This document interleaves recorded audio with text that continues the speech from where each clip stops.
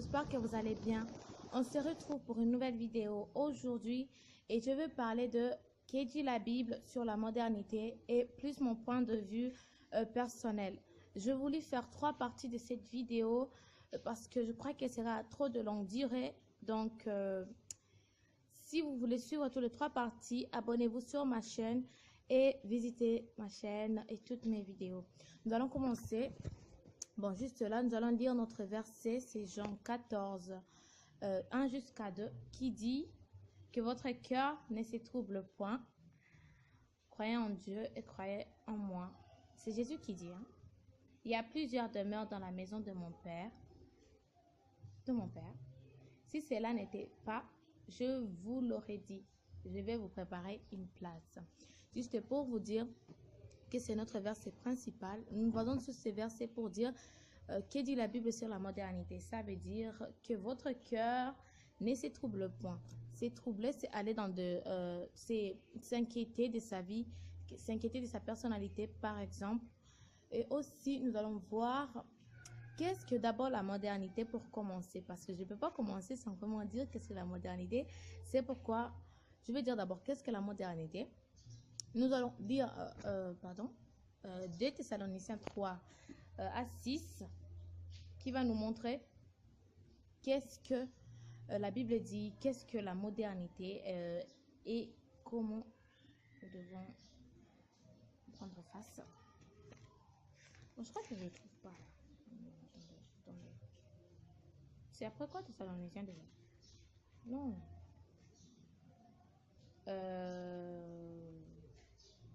2 Thessaloniciens 3 à 6. Timothée, Thessaloniciens. 2 Thessaloniciens 3 à 6, ça dit: nous vous recommandons, frères, au nom de notre Seigneur Jésus-Christ, de vous éloigner de tout frère qui vit dans le désordre et non selon les instructions que vous avez reçues de nous. Donc, je souligne que éloignez-vous de tout frère qui vit dans les désordres. Les désordres, c'est quoi? Nous allons alors commencer. La modernité, d'abord, c'est les désordres. Et puis, c'est la distraction. Et puis, c'est les mensonges. C'est un mensonge si vrai, qui paraît vraiment si vrai. Et voilà. Donc, la modernité, même si vous observez autour de vous, vous allez voir que c'est vraiment un mensonge. Parce que la Bible reste la même. Et la modernité a tendance à tout rendre nouveau, à tout rendre vraiment moderne. Et du coup, la Bible, elle reste derrière parce que la Bible, elle est la même. Du commencement jusqu'à la fin, ça ne dépend pas des jours, ça ne dépend pas des siècles, des décennies, etc. La Bible, elle est toujours la même. Donc, on ne peut pas changer la modernité.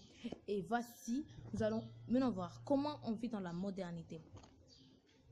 Tout jeune doit savoir comment il vit dans la modernité. Nous vivons dans la modernité sans le savoir. Et vraiment, nous devons y quitter parce que c'est très important. Et la modernité est un danger dans notre vie spirituelle. Nous devons savoir, nous vivons comment dans la modernité pour ensuite y quitter. Comment nous vivons dans la modernité en oubliant d'abord qui nous sommes. Nous oublions qui nous sommes comment? Nous sommes des enfants de Dieu. Et nous oublions que nous sommes des enfants de Dieu en ne différenciant pas de païens. Ça veut dire que si on ne te différencie pas de païens, donc là déjà tu vis dans les mensonges, tu vis dans la modernité et tu dois y quitter au nom de Jésus en oubliant notre place. Notre place, c'est auprès de Jésus, notre frère, notre ami, notre Seigneur. Notre place, c'est auprès de notre Père Dieu. Quand nous oublions notre place, ça veut dire que nous oublions vraiment qui absolument nous sommes. C'est personnel. Ensuite, en oubliant, c'est que nous sommes venus faire ici. Nous sommes venus ici pour ramener les âmes à Christ.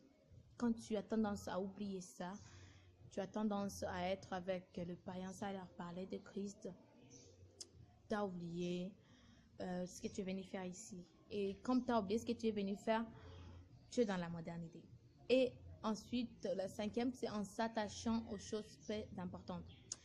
Bon, c'est un verset qui va expliquer ça. Je ne sais pas trop comment vous expliquer en s'attachant à des choses qui ne sont pas importantes. La chose importante en nous, c'est notre vie avec le Christ. Donc, notre vie intime avec Dieu. Quand tu as tendance à t'attacher aux choses qui ne sont pas importantes, comme, je ne sais pas moi, le fait, tout, donc tout, mais ceux qui ne sont pas importantes, c'est tout ce qui est important à la chair. Tu dois d'abord t'attacher aux choses importantes, ta vie avec Christ, pour ensuite ne pas t'attacher aux choses de la chair. Nous allons lire 1 Timothée 4 à 12. 1 Timothée 4 à 12. Bon, là, ok. Je ne sais pas encore là.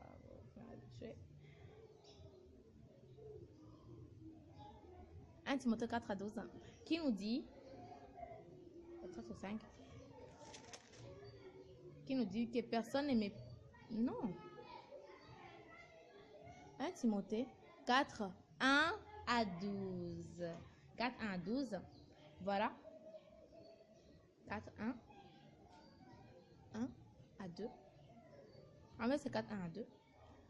Mais l'Esprit dit expressément que dans les derniers temps, là nous sommes dans les derniers temps, dans la modernité, ça veut dire quelques-uns abandonneront la foi pour s'attacher à des esprits séducteurs et des doctrines de démons. Là, je vais dire que c'est ça qui ne sont pas importants. Des esprits séducteurs, des doctrines de démons. Donc, quand tu vois que tu commences déjà à t'intéresser aux choses qui ne font pas rapport à Dieu, à Christ, donc là, tu t'attaches déjà aux choses qui t'ont séduit et par la suite, tu arrives à oublier qui tu es. Bon, vous allez continuer les versets. Là, nous sommes dans notre première partie de Quai de la Bible sur la modernité. Je vais finir par 1 Timothée 2, 11, qui va aussi nous expliquer comment nous vivons dans la modernité. 1 Timothée 2, 11, ça nous dit que la femme écoute l'instruction en silence avec une entière soumission. La soumission, la modernité enlève, comment dire encore? Il n'y a plus de soumission aujourd'hui dans ce monde. Donc, la modernité, ah non, je ne sais pas comment dire, comment vous l'expliquer? Et donc, elle encourage la désobéissance et la soumission, et l'insoumission. Donc, la modernité est vraiment trop peu importante dans notre vie spirituelle. Elle est trop dangereuse. J'ai fini ma vidéo, c'est ma première partie. Abonnez-vous et si vous voulez voir l'autre, vous pouvez aussi vous abonner. On se revoit bientôt.